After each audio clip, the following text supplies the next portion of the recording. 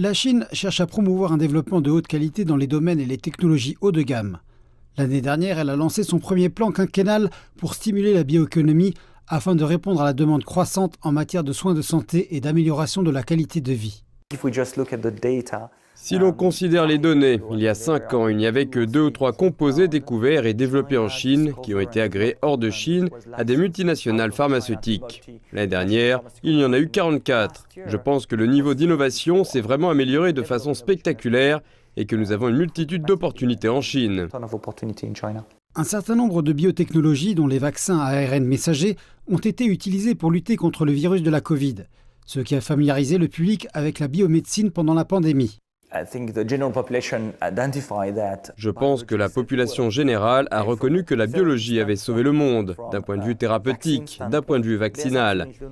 Il ne fait absolument aucun doute qu'un investissement massif a été réalisé pendant la Covid, mais aussi après la Covid, dans ces nouvelles technologies comme l'ARN messager, l'ARNS, la thérapie cellulaire et génique, pour traiter et potentiellement guérir certaines maladies qui jusqu'à présent n'étaient pas guérissables.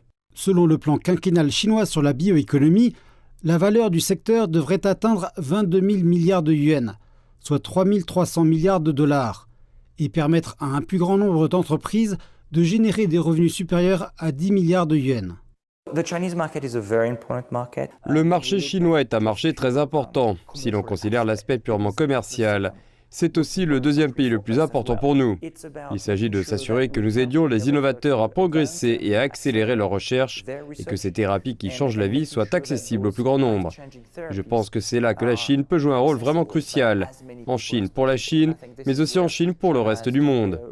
L'année dernière, Cytiva a annoncé un investissement de 8 millions de dollars pour étendre son centre d'innovation à Shanghai.